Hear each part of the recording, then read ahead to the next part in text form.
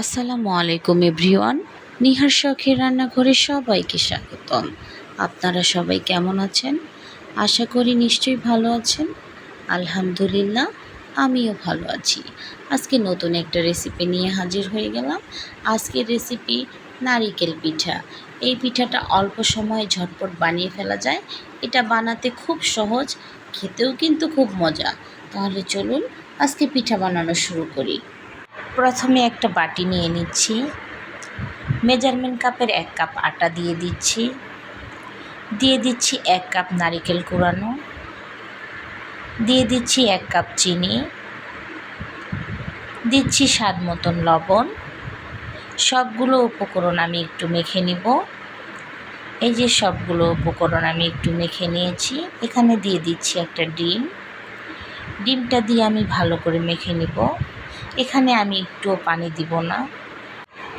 ডিমটা দিয়ে মাখার সময় চিনি থেকে রস ছাড়বে, সেই রস দিয়ে আমি এটা মেখে নিব।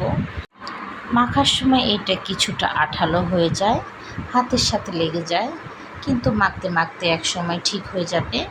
ডোটা একটু নরম টাইপের হবে। এই পিঠা বানানো এবং খাওয়া দুটোই আমি শিখেছি আমার এক ভাইয়ের কাছ থেকে। আমি এটা বানাতে জানতাম না, ওনার কাছে খেয়ে দেখলাম ভীষণ মজা, তখন আমি এটা বানিয়েছি। আপনারা একবার ট্রাই করে দেখবেন, আসলে পিঠাটা কত মজা, না খেলে বুঝতে পারবেন না। কথা বলতে বলতে আমার মাখা হয়ে গিয়েছে। আমি একটি চামচ দিয়ে একটু একটু করে ডোটা তুলে নিচ্ছি। তাতে কি হবে, আমার পিঠার একটা সাইজ থাকবে। প্রত্যেকটা পিঠা একই সাইজের হবে, কম বেশি হবে না। আমি হাত দিয়ে মুভ করে 2 হাত দিয়ে একটু ডলে একটা লম্বা শেপ দিয়ে নিচ্ছি। এই যে দেখতে পাচ্ছেন, আমি একটা লম্বা শেপ দিয়ে নিয়েছি। এই পিঠাটা খুব সহজ বানানো। এভাবে আমি সবগুলো পিঠা বানিয়ে নিব। আপনাদের সুবিধার্থে আমি আরেকটা দেখিয়ে দিচ্ছি। এই যে দেখতে পাচ্ছেন, আমি পিঠা বানিয়ে ফেলেছি। এই যে আমার সবগুলো পিঠা বানানো হয়ে গিয়েছে। এই যে দেখতে পাচ্ছেন, আমি সবগুলো পিঠা বানিয়ে ফেলেছি। পিঠাগুলো আমি এখন ভেজে নিব। আমি চুলাতে একটা ফ্রাই প্যানে তেল বসিয়ে দিয়েছি। তেলটা গরম হয়ে গিয়েছে। চুলার তাপটা লো করে রাখতে হবে, কারণ এই পিঠা সহজেই লেগে যায়, চিনি দিয়ে মাখানো, এই জন্য হালকা তাপে ভাজতে হবে। এই যে আমি একে একে সবগুলো পিঠা দিয়ে দিয়েছি। পিঠাগুলো আলতো করে উল্টিয়ে দিতে হবে, না হলে ভেঙে যেতে পারে। পিঠাটা ঠান্ডা হলে কিন্তু শক্ত হয়ে যায়।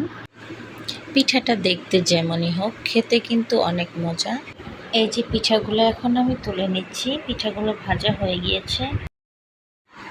আমার এই ভিডিওতে যদি কোনো ভুল ত্রুটি হয়ে থাকে অবশ্যই আমাকে কমেন্টসে জানাবেন, আমি শুধরে নেওয়ার চেষ্টা করব। আর আমার এই রেসিপিটা যদি আপনাদের একটু ভালো লেগে থাকে তাহলে একটা লাইক দিয়ে দিবেন। চ্যানেলটা এখনও যারা সাবস্ক্রাইব করেনি প্লিজ আমার চ্যানেলটাকে সাবস্ক্রাইব করে দিন। আর এতক্ষণ যারা কষ্ট করে আমার ভিডিওটা দেখেছেন তাদেরকে অসংখ্য অসংখ্য ধন্যবাদ। আবারও দেখা হবে, কথা হবে নতুন কোনো রেসিপি নিয়ে। ততক্ষণ আপনারা ভালো থাকুন, সুস্থ থাকুন। আসসালামু আলাইকুম। আল্লাহ।